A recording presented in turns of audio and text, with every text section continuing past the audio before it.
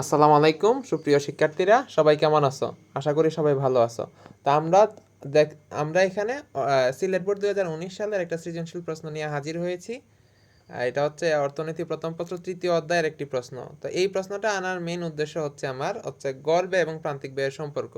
অধিকাংশ ক্ষেত্রেই এই চ্যাপ্টারের প্রশ্নে ঘ নাম্বারে এই প্রশ্নটা আসে যে উদ্দীপকের আলোকে গড় ব্যয় এবং প্রান্তিক ব্যয়ের সম্পর্ক ব্যাখ্যা করো, এই ধরনের প্রশ্ন। তো এইটার উত্তর দেখানোর জন্যই মূলত আমি এই প্রশ্নটা আনছি, এবং আমরা এখন এইখানে 4টা প্রশ্নের উত্তরেই দেখবো, এবং আমরা শিখবো যে কি সৃজনশীল প্রশ্নের উত্তর আমরা কিভাবে লিখতে হবে।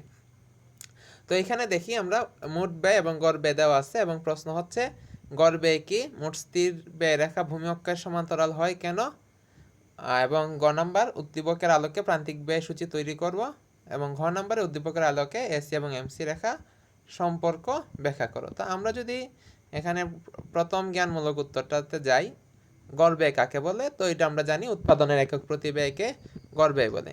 এখন খ নাম্বার বলছে কি, মোট স্থির ব্যয় ভূমি অক্ষের সমান্তরাল হয় কেন।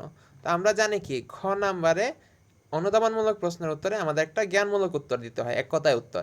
এখানে এক কথায় উত্তর কি, এক কথায় উত্তর হচ্ছে মোট স্থির ব্যয় সর্বদা সমান থাকায় মোট স্থির ব্যয় রেখা ভূমি অক্ষের সমান্তরাল হয়।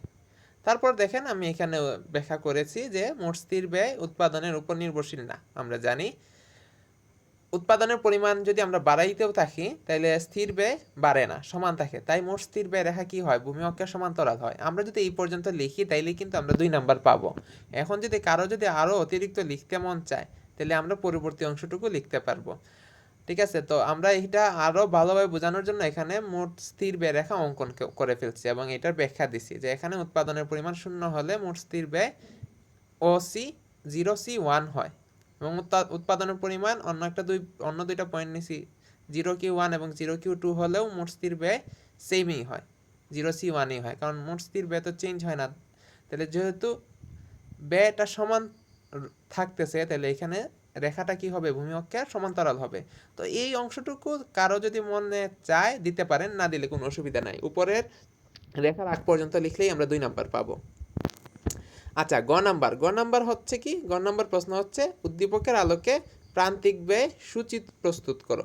তাইলে আমাদের প্রয়োগমূলক প্রশ্নেও আমি সবসময় বলি কি যে আমাদের একটা এক কথায় উত্তর দিতে হবে, জ্ঞানমূলক উত্তর দিতে হবে। তো এই প্রশ্নে জ্ঞানমূলক উত্তর কি হইতে পারে, প্রান্তিক ব্যয় কি। যেহেতু প্রান্তিক ব্যয় সূচি তৈরি করার জন্য বলছে, তো আমরা এখানে কি প্রান্তিক ব্যয়ের সংজ্ঞাটা দিয়ে দিতে পারি, উৎপাদনের সর্বশেষ এককের ব্যয়কে প্রান্তিক ব্যয় বলে। তারপর হচ্ছে আমরা প্রয়োগমূলকেও আমাদের অনুধাবনমূলক অংশ থাকে, অর্থাৎ যে বিষয়টা নিয়ে আলোচনা করতে বলছে, তো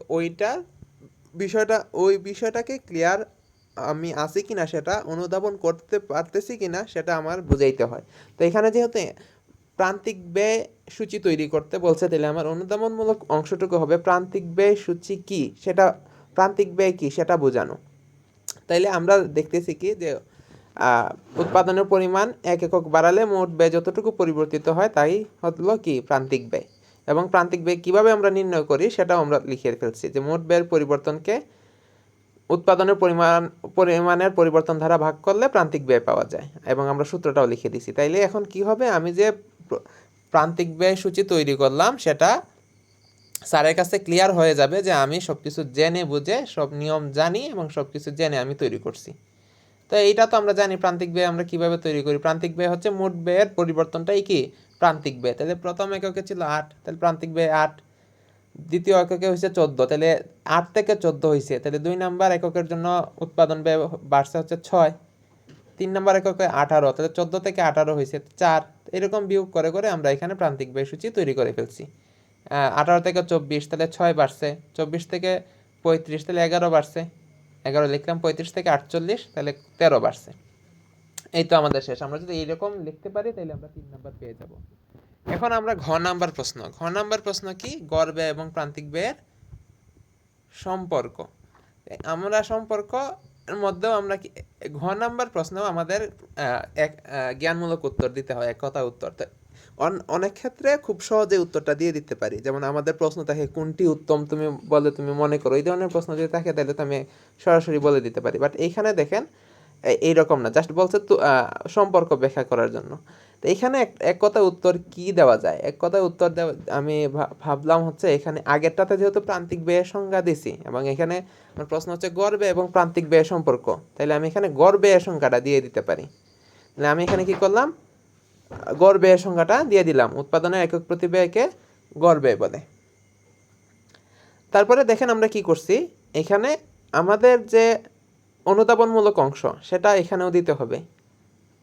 উচ্চতর দক্ষতামূলক প্রশ্নেও অনুধাবনমূলক অংশটুকু দেওয়া লাগে, অর্থাৎ এই যে এসি এবং এমসির যে সম্পর্ক, জেনারেল যে রিলেশন যা আছে সেটা আমি বুঝি কিনা সেটা বোঝাতে হবে স্যারকে। তো আমরা জানি কি উৎপাদনের প্রথম পর্যায়ে গড় ব্যয় এবং প্রান্তিক ব্যয় উভয়ই কি হয়, কমতে থাকে, তবে প্রান্তিক ব্যয়টা কি হয়, বেশি কমে। এর ফলে কি দেখা যায় যে এসিটা গড় ব্যয় প্রান্তিক ব্যয়ের চেয়ে বেশি থাকে, এবং গড় ব্যয় যখন সর্বনিম্ন হয় তখন গড় ব্যয় এবং প্রান্তিক ব্যয় সমান হয়। আর এর পরবর্তীতে উৎপাদনের পরিমাণ আরও যদি বাড়াইতে থাকি আমরা, তাহলে এসি এবং এমসি দুইটাই কি হবে, বাড়তে থাকবে, তবে এমসি বেশি বাড়বে। তখন কি হবে, এমসি এসির চেয়ে বড় হয়ে যাবে। তো এই জিনিসটা আমি লিখলাম। তারপরে আমরা কি করছি দেখেন, এখানে যেহেতু আমি আগের প্রশ্নে গড় ব্যয় এবং প্রান্তিক ব্যয় সূচি তৈরি করে ফেলছি, তাহলে এখানে কিন্তু আর তৈরি করার প্রয়োজন নাই। আপনাদের যদি সময় কম থাকে, ঠিক আছে, তখন আপনারা এখানে সূচি প্রস্তুত না করলেও হইব, কারণ আমি আগেরটাতে সেম সূচি তৈরি করছি, তো সেম কাজ দুইবার না করলেও হয়, কিন্তু আমি আপনাদেরকে দেখানোর জন্য আমি আবার এখানে লিখছি, আবার সূচিটা এখানে লিখছি। বাট এখানে পরীক্ষার ক্ষেত্রে এখানে সূচিটা না দিলেও হইব। তবে যদি এখানে একটা না থাকতো গ নাম্বারে, তখন আবার প্রস্তুত করতে হইতো।